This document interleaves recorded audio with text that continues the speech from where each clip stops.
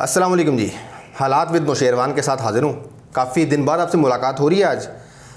अब आइंदा कोशिश करूँगा कि आपसे रोज़ मुलाकात होती रहे, लेकिन आज आपका टाइम ज़ाया नहीं करता और बात शुरू करते हैं डायरेक्ट। मेरे साथ मौजूद हैं आज सीनियर सहाफ़ी सईद चौधरी साहब, और मैं पहला सवाल उनसे करता हूँ कि चौधरी साहब, कल इसराइली वज़ीर-ए-आज़म ने दौरा किया सऊदी अरब का, और इसमें अहम बात यह है कि अमरीकी वज़ीर ख़ारजा माइक पोम्पियो भी उनके साथ मौजूद थे। उनके मोसाद के सरबराह भी थे और वफ़द में दीगर लोग भी शामिल थे।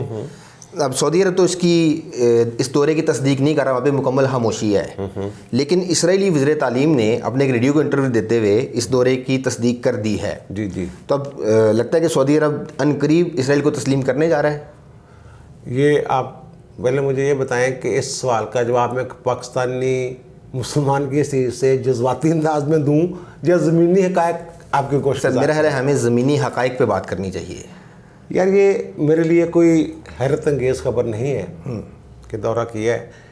सितंबर में इसी साल यूएई ने, मुत्तहिदा अरब अमारात ने तस्लीम किया है, तजारती माहदे किए हैं इसराइल के साथ। और ये कोई ढकी छुपी बात नहीं है कि जो ज़ेरे असर अरब ममालिक हैं सऊदी अरब के, उनमें यूएई शामिल है। ये हो ही नहीं सकता कि उसकी इजाज़त के बगैर या उसकी मुशावरत के बगैर सऊदी अरब की यूएई ने इसराइल को तस्लीम किया हो।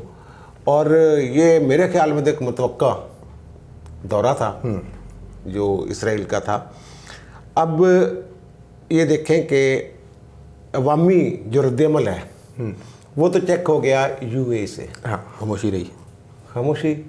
क्या रद्द-ए-अमल आया? कोई भी नहीं। इस्लामी मुमालिक का क्या रद्द-ए-अमल आया? कोई खास रद्द-ए-अमल क्या नहीं। किसी ने इसराइल को तस्लीम करने की वजह से अपने तल्लुकात जो हैं वो बिगाड़े हैं यूएई के साथ? पाकिस्तान बशमूल पाकिस्तान जो बड़ा चैम्पियन है एक तरह से, तुर्की देख लें। ये जो अगर इस थोड़ा सा पस मंज़र में जाए ना इस इशू के, कितने ममालिक हैं जिन्होंने तस्लीम कर रखा है उसको? मुसलमान ममालिक। हाँ सर, अभी रिसेंटली तो कुछ ममालिक ने किया। यूएई के बाद बहरीन, यूएई हो गया ना, यूएई हो गया ना। तुर्की ने शुरू से ही तस्लीम कर रखा था। फिर उसके बाद ईरान, उसने तस्लीम कर रखा था। ईरान ने तो 1979 में 79 में इनकलाब के बाद वो जो तस्लीम करने की बात थी उसको मुअत्तल किया उन्होंने, स्टेटस मुअत्तल। और इसी तरह मालदीव था, माली था, मोरितानिया था, नाइजर था, जिन्होंने मुस्लिम ममालिक में से तस्लीम कर रखा है इसराइल को। मिस्र सबसे बड़ा, मिस्र भी ज़ेरे असर है सऊदी अरब के। वहाँ जो हुकूमतें होती हैं वो ज़ेरे असर होती हैं सऊदी अरब के। तो बांग्लादेश, पाकिस्तान, अफ़गानिस्तान, मराकश, इंडोनेशिया, मलेशिया, ये बड़े ममालिक हैं मुसलमान ममालिक जिन्होंने तस्लीम नहीं किया हुआ सऊदी अरब समेत। और गैर मुस्लिम ममालिक भी हैं जिन्होंने तस्लीम नहीं किया। शुमाली कोरिया है, वेनेज़ुएला है, इस तरह के। जो असल में ये जो इशू था ना पहले शुरू में, हाँ जी, हमने तो इसको एक मजहबी बना दिया, मजहबी है भी। असल में ये जब वहाँ फ़लस्तीन के इलाके में ये यहूदी आबादकार आए हैं और इसराइल बना है, तो वहाँ जो उस इलाके के ईसाई थे वो भी इस नई रियासत के जो मज़हब के नाम पे बनी थी, यहूदियत के नाम पे या सियूनियत के नाम पे कह लें आप, उसके मुखालिफ थे। ये एक दौर में जब तहरीक लिबरेशन जो उसकी थी, फ़लस्तीन लिबरेशन, क्या नाम था उसका, जो जिसके ये भी रहे यासिर अरफात वगैरह, जब वो तहरीक ज़ोरों पे थी ना, तो तब कुछ इसराइली जहाज़ या अगवा हुए थे। तो एक ख़ातून बड़ी मशहूर हुई थी, लैला खालिद, और उसके नाम पे पाकिस्तानियों की बच्चियों के नाम भी रखे गए थे लैला खालिद के नाम से। नजर आ जाए, लोग समझ रहे थे मुसलमान हैं, वो ईसाई खातून थी। और जो ईसाई थे फ़लस्तीन के, उनकी नुमाइंदगी कर रही थी। अब यूएई के बाद मेरा ख्याल है कि जो टेस्टर है वो लग गया है। बिल्कुल, तो ये मुसलमान कौम जो है, करंट नहीं लगा ये इसको जो बस वो ऐसा ही है बस। और सऊदी अरब जो है उसमें दो सूरतें हैं। एक तो उसको जो कहते हैं ना कि दोस्त का दोस्त दोस्त और दुश्मन का दुश्मन दोस्त भी दोस्त, हाँ। भी दोस्त, वो जगह ईरान को शायद घेरने के लिए, क्योंकि 79 के बाद ईरान का जो रवैया है इसराइल के हवाले से, उसकी जो तस्लीम किया हुआ मामला है उसको मुअत्तल कर दिया उन्होंने, और दीगर वो अगर बुजुर्ग शैतान जो अमेरिका है तो शतुंगड़ा जो है वो इसराइल है, इस तरह वो उनकी नज़र में। तो ये भी एक सूरत हो सकती, वजह हो सकती है कि ईरान के गिर्द घेरा तंग करने के लिए। अच्छा सर, अगर चलें सऊदी अरब तो कर लेगा, पाकिस्तान के वज़ीर-ए-आज़म इमरान खान कहते हैं मेरे पे भी दबाव है, तो क्या सऊदी अरब के पाकिस्तान भी कबूल करने जा रहा है इसराइल को? यार ये देखें, सूरत हाल ये है कि जो फ़लस्तीन खुद हुकूमत है, अगरचे वो अक़वाम मुत्तहिदा के रुकन नहीं है UN की, लेकिन वो 1993 में खरतूम करारदाद की सिग्नेटरी है और ओस्लो अकार्ड जो है उसकी सिग्नेटरी है, साइन किए हैं उसने, तस्लीम कर चुकी है वो भी इसराइल को। वो जो यानी दो रियासतों का, कि फ़लस्तीनियों की अलग रियासत और इसराइल एक अलग रियासत, दो रियासतें इस खित्ते में बना दी हैं, उसके तहत वो उसका। अब इशू सिर्फ ये है कि यरूशलेम और तल अवीव का, अगर तो इसराइल ने अब यरूशलेम को अपना दारुल-हुकूमत डिक्लेयर किया है, उसको ट्रंप ने फौरी तौर पे तस्लीम कर लिया, कुछ ममालिक ने, 2-4 होंगे जिन्होंने तस्लीम किया, बाकी जो हैं वो ओस्लो अकार्ड के हवाले से और जो अक़वाम मुत्तहिदा में मामला के 2 रियासतें, इस तनाज़र में उन्होंने उसको तस्लीम नहीं की है।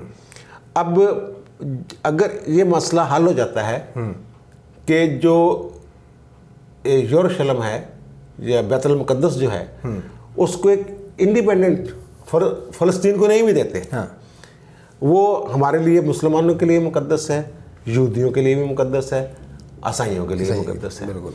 अगर उसको उसका कंट्रोल अक़वाम मुत्तहिदा को दे दिए, ये एक तजवीज़ है, ना वो इसराइल के कंट्रोल में हो, ना ही वो फ़लस्तीन के कंट्रोल में हो, फिर तो ये मसला मेरा ख्याल के सारे मुसलमान ममालिक जो हैं उसको तस्लीम कर लेंगे, बशमूल ईरान।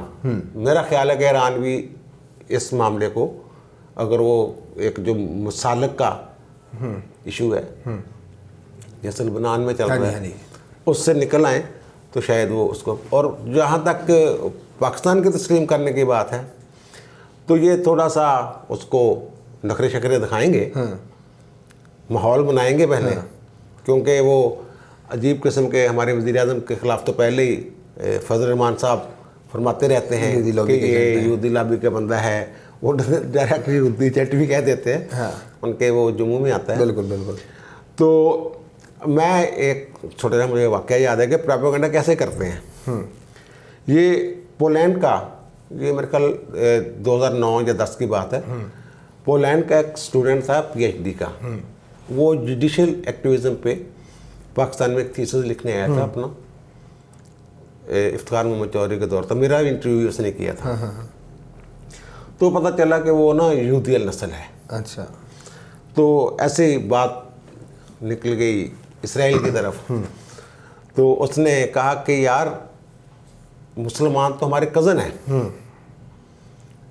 तो उसने कहा यार आप भी हज़रत इब्राहीम की औलाद हैं, अरब जनी वो हज़रत सल्लल्लाहु अलैहि वसल्लम से उसने जोड़ा ना, और हम भी, तो हम इसहाक के में से हैं और आप जो हैं। और उसने मुझे एक अजीब बात की, उसने कहा यार आप देखें ना, नमाज में दिन में 5 मरतबा अल्लाह से अपने नबी और उसकी आल के लिए वही रहमत और बरकत मांगते हैं जो अल्लाह ने हम पे की थी,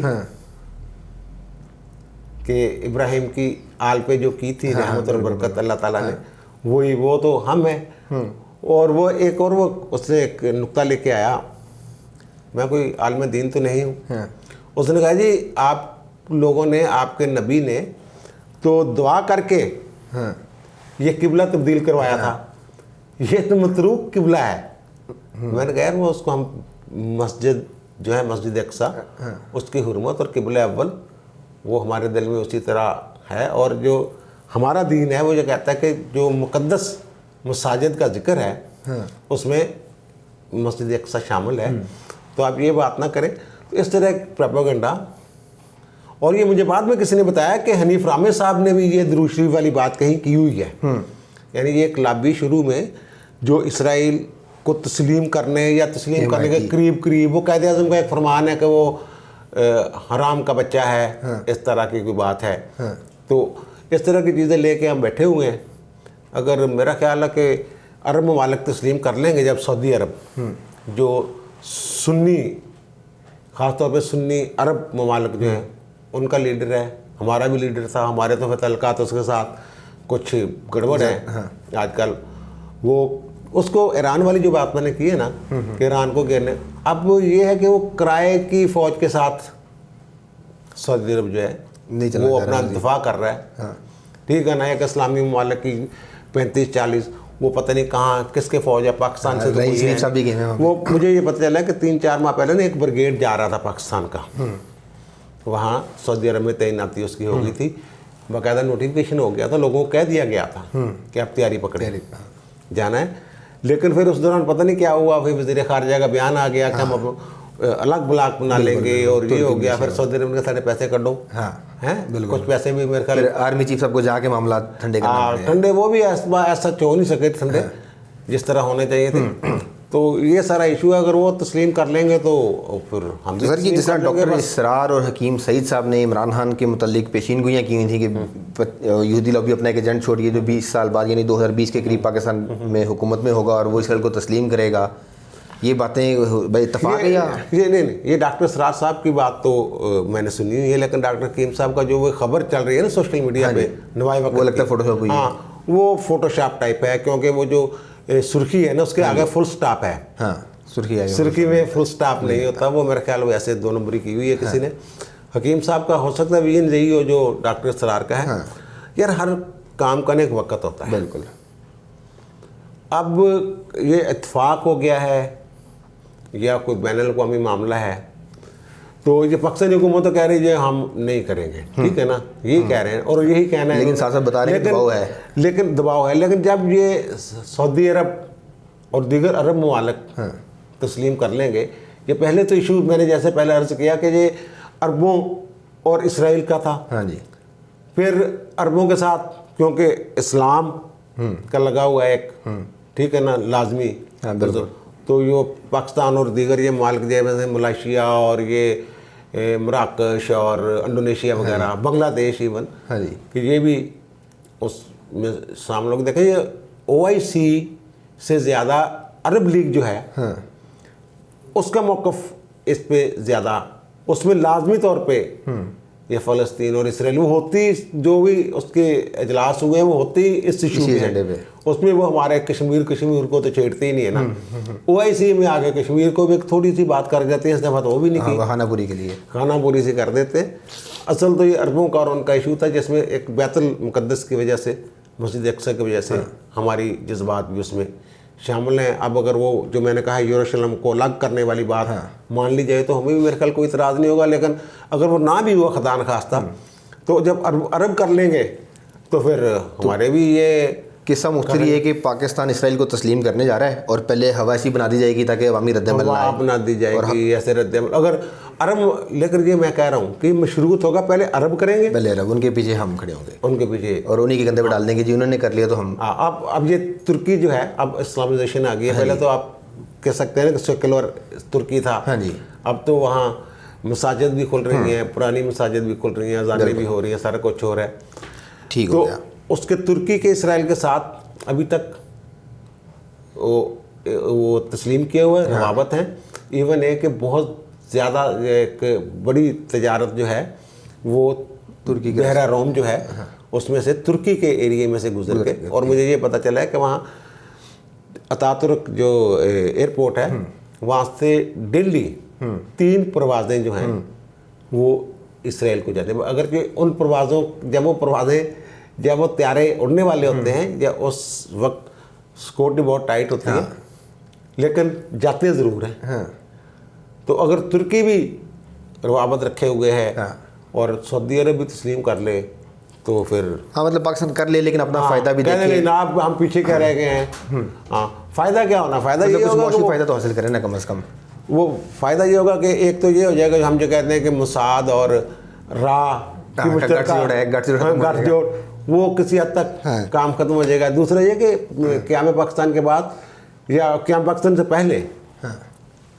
यहाँ यहूदी बड़ी तादाद में थे। बिल्कुल। लाहौर में उनका एक यहाँ क्लब था हाँ। बहुत बड़ा, जो बाद में वो उस पर हुकूमत ने उसको अपने कब्जे में ले लिया। कराची में बड़े थे, तजारत बड़ी थी, और वो कोच कोई रहा है। हाँ सर, 97 में एक इसराइली पाकिस्तान क्रिकेट टीम का ऑफिशियल कोच रहा है। हाँ, और वो लाहौर में ही रहता था। हाँ, लेकिन वो ये मसला ये था ना, इसराइली यहूदी था। वो पासपोर्ट कहीं और की, उसके हाँ जी। पास शहरियत किसी बिल्कुल, किसी और मुल्क की शहरियत पे आया हुआ। ठीक होगी, ये बात तो होगी कि और ये दूसरी बात यह है कि जो पाकिस्तान है इसके पासपोर्ट पे लिखा हुआ है लिखा हुआ है कि वो कि इसराइल के अलावा हर मुल्क के लिए करा। हर मुल्क के लिए करामद है। ये 2 मुमालिक हैं हाँ। जिनके पासपोर्ट पे लिखा हुआ, एक ये, एक ईरान। ईरान ने भी 79 ईरान के 79 के बाद उन्होंने भी ये लिखा हुआ है कि ये इस पास ये यानी ये इसराइल के लिए करामद नहीं है पासपोर्ट। और दूसरा ये एक उन्होंने नोटिफिकेशन किया है कि इसराइल के पासपोर्ट पे कोई बंदा ईरान का सफ़र नहीं कर सकते। ईरान का सफ़र नहीं कर सकता। हाँ। तो बाकी ममालिक में लिखा हुआ नहीं, लेकिन पाबंदी है क्योंकि तस्लीम नहीं किया हुआ। तो वो ये चलें, ये इसराइल वाला मामला तो हो गया सर। दूसरा है मामला ये है कि जिस तरह कल नवाज शरीफ साहब की वालिदा का इंतकाल हो गया, और अब नवाज शरीफ साहब नहीं आ रहे अपनी वालिदा के जनाजे वगैरह तदफीन वगैरह के लिए। यार वो तो अपने वालिद के जनाजे पे भी नहीं आ सके थे सर, लेकिन बाद में आके वो बड़ा शिकवा करते रहे कि आमिर ने मुझे नहीं आने दिया, दूर रखा अपने वालिद की तदफीन से भी, आखिरी रसूमात अदा नहीं करने दी गई, बेचारे हमजा शहबाज पे अकेले सारा बरन डाल दिया। अब तो अमरीत नहीं है, अब हाँ, तो आ सकते हैं। उस वक्त वैसे ही वो आने दे देते ना। हाँ, उन्होंने इजाज़त कहा था क्या? तो 15 नहीं, उन्होंने आने के लिए नहीं कहा था, आ जाते और फिर भेज देते जैसे जबरन भेजा था। हाँ। अब ये देखें 2 चीज़ें इसमें। एक तो ये है कि जो मरियम ने कहा है कि यहाँ वो इस तरह के लोग हैं, हाँ, वो हुकूमत पे तनकीद कर रही हैं। ठीक है ना, वो कर देंगे। एक तो ये बात भी है, वो गैर अलानिया दरअसल ना जलावतनी पे है, गैर अलानिया तौर पे जलावतन है। वो हालात बेहतर हुए, उनके मुआफ़क हुए, फिर आएंगे। दूसरी बात यह है कि वो गए हैं बीमारी का हाँ, बहाना। बहाना मैं नहीं कहता, मैंने तो वो यास्मीन राशिद की बात मानता हूँ मैं। वो कहते हैं जनाब बिल्कुल सही रिपोर्टें थी, वो वहाँ गए हैं। अब अगर वो आ जाते हैं, अब ना वो पाकिस्तानी अदालतों से मफरूर हैं, हाँ, इश्तिहारी करार दे चुकी हैं अदालतें, और बहाना ये है उनका, चलो आपकी बात मान लेता हूँ कि बीमार हैं। अगर वो वालदा के साथ आ जाते हैं, फिर तो बयानिया, वो खुद ही अपना बयानिया निगेट कर रहे हैं बीमारी वाला कि ये ड्रामा था। और आएंगे, आते ही वज़ीर आज़म ने कहा कि आएँ, मैं निपटता हूँ आपके साथ। और जब उन्होंने पहला खिताब किया था गुजरांवाला में, बड़ा ठीक है ना, डायरेक्ट हिट कर दी थी उन्होंने अदारों पे, तो उस वक्त वज़ीर दाखिला जो थे हमारे एजाज शाह साहब, हाँ जी, उन्होंने भी एक बड़ी जो प्रेस कॉन्फ्रेंस की थी या जो भी किया था, बयान शयान दिया था, वो भी बड़ा खौफनाक किस्म का ही था।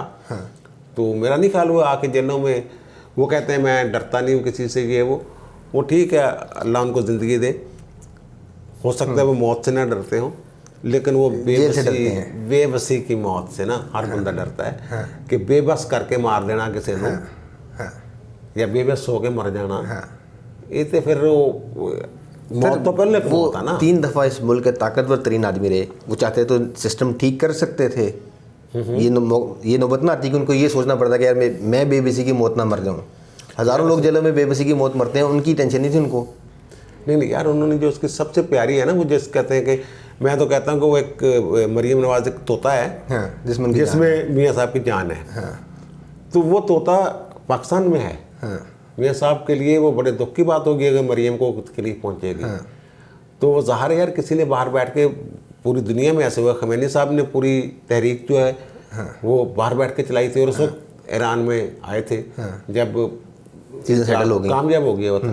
तो अब वो बाहर बैठ के अगर इनकलाब लाना चाहते हैं तो चलें, मेरा ख्याल उन्होंने सही फैसला किया है। नवाज शरीफ साहब खुद भी नहीं आ रहे, अपने बच्चों को भी नहीं आने दे रहे, और जो उनके भाई यहाँ पे यार वो मौजूद तो हैं, कोई पोजीशन है ना, वालदा वो देखे ना, वो दादी का मुंह देखेंगे, जनाजा पढ़ेंगे और उसको अलविदा कर देंगे।